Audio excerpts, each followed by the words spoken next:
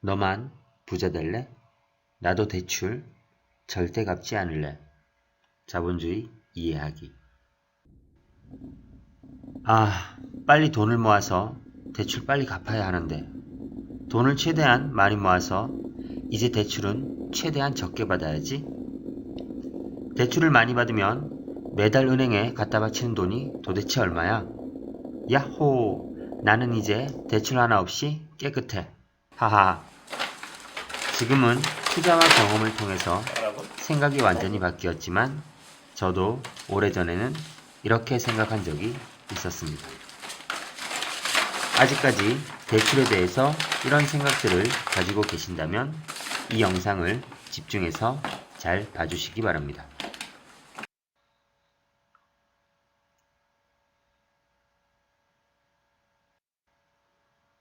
혹시 이런 경험이나 이야기를 들어보신 적이 있으신가요? 나는 전월세 살면서 한 푼 두 푼 아껴가면서 개미처럼 열심히 일해서 돈을 모은다고 모으지만 달라진 것은 없고 나아진 것도 없는데 오히려 개미와는 반대로 배짱이처럼 지내면서 어쩌다가 대출을 확 받아버려서 집을 샀던 사람들은 자산 가치가 불어나서 풍족한 생활과 여유로운 삶을 누리는 이야기 말입니다. 개미 입장에서 보면 배가 아플 수도 화가 날 수도 불공평하다고 생각할 수도 있습니다. 하지만 배짱이는 경제와 금융에 대한 지식이 있었든 없었든 대출을 잘 활용했기 때문에 자산을 불릴 수가 있었습니다. 개미도 이제 대출을 활용하지 못한다면 다시 같은 생활이 반복될 수밖에 없고 삶은 나아지지 않을 것입니다. 물론 좋지 못한 대출도 있지만 대출은 무조건 나쁜 것이고 대출이 많으면 많을수록 빚이고 이자만 늘어난다는 사고방식. 이 사고방식에서 벗어나야 부자가 될 수 있습니다. 올바른 대출을 받아 활용을 해야 자본주의 사회에서 승자가 될 수 있습니다. 흔히 대출을 받으면 일단 이자가 발생하고 이런 이자는 갚아야 하는 것이라는 사고방식 때문에 심리적인 압박감을 주게 됩니다. 실제로 집을 마련할 때 절반 이상의 사람들이 대출을 받아서 집을 사게 됩니다. 그러면 보통 주위에서 이렇게 말씀하십니다. 그렇게 좋은 집 사려면 대출을 엄청 많이 받아야 하는데 그러면 그만큼 이자도 많이 내야 하는데 괜찮겠어? 라고 말이죠. 그러면 대부분 사려던 그 집보다 더 싼, 즉 낮은 가치의 집을 사게 됩니다. 그리고 시간이 흐르게 되면 이런 일이 그때 처음에 사려던 집의 가격이 엄청나게 오른 것을 알게 됩니다. 그리고 그때 대출을 많이 받아서라도 사지 않은 것을 후회합니다. 또한 부동산에 관심이 없는 분들도 서울의 음마 아파트를 들어보셨을 겁니다. 79년도에 지어진 이 아파트의 30년 전 가격은 5천만 원 정도의 수준이었습니다. 하지만 지금은 10억을 훌쩍 넘어가고 최근에는 20억 이상으로 거래가 되었습니다. 현재 사람들 기준에서는 너무 올랐다고 생각할 수도 있겠지만 이는 너무나 당연한 일이고 당연한 결과입니다. 왜냐하면 30년 전의 1억의 가치와 지금 1억의 가치는 비교할 수조차 없이 큰 차이가 있기 때문입니다.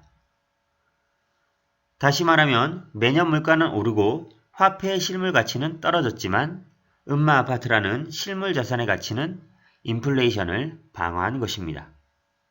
거꾸로 거슬러 올라가서 30년 전에 음마 아파트를 대출을 끼고 샀다면 많아 보였던 매달 나가는 대출금의 가치는 하락했으나 반면 음마 아파트의 실질 가치는 상승했기 때문에 돈을 버는 것입니다. 부자들은 이런 사실을 미리 알고 활용했겠죠. 지금도 마찬가지입니다. 하지만 스스로 생각해 보시기 바랍니다. 79년 그 시절로 돌아가서 음마 아파트를 대출을 받아서라도 살 것인지 물어보면 지금 10중 8구는 산다고 할 것입니다. 그러나 현재 같은 상황에 같은 조건의 아파트를 대출을 이용해서 사라고 한다면 막상 살 수 있는, 사겠다는 사람은 거의 없습니다. 그만큼 마인드가 중요하고 마인드가 투자를 결정합니다. 간혹 대출을 받아서 은행에 매달 돈을 내는 것이나 월세 살면서 매달 내는 것이나 마찬가지 아닌가? 라고 하시는 분들이 있습니다. 대출을 받아서 내 집을 마련한 후에 은행에 돈을 갚아 나가는 것과 남의 집에 살면서 월세로 내는 돈은 절대 같지가 않습니다. 대출로 갚는 돈은 사라지지 않고 실물 자산인 집으로 남아있지만 집 주인에게 주는 월세는 그냥 사라지는 돈일 뿐입니다. 장기 대출인 30년으로 대출금 상환 기간을 잡아놓으면 매달 내야 하는 이자는 올라갈 수 있어도 매달 상환금은 줄어듭니다. 이 이자 이상으로 부동산 가격이 올라갈 수 있는 최대한 좋은 주택을 사거나 투자를 하시기 바랍니다. 그렇게 할 수만 있다면 이자를 내는 것보다 훨씬 더 큰 몇 배 이상의 자산가치 상승을 경험하실 수 있을 겁니다. 조금만 더 저축해서 대출을 최대한 적게 받아서 아니면 은행에서 돈을 빌리지 않고 온전히 본인 돈만으로 집을 마련하겠다는 생각 자체는 건전한 생각이라고 말을 하면서 응원을 보낼 수도 있겠지만 경제금융 지식과 자본주의 관점에서 보면 틀린 생각입니다. 경제와 금융에 대한 지식을 가지고 대출을 활용해서 부자가 된 사람들에게는 안타깝게 보이는 생각으로 느껴질 수도 있습니다. 결론적으로는 대출은 나쁘거나 해서는 안 되는 것이 아닙니다. 아직도 이런 생각을 가지고 있다면 부자가 되기는 힘이 듭니다. 대출에 관한 부정적인 고정관념에서 벗어나지 못한다면 대출을 절대 받을 수도 없고 부동산 경매 투자도 불가능합니다. 오히려 대출, 주택담보대출은 가능한 최대로 길게 받아야 합니다. 그리고 가능한 최대로 늦게 갚아야 돈을 벌 수 있습니다. 이미 부자들은 이 순간에도 이렇게 자산을 늘려가고 있습니다.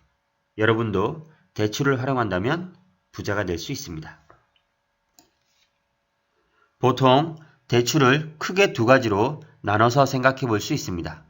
소비를 위한 대출과 자산을 늘리기 위한 대출입니다.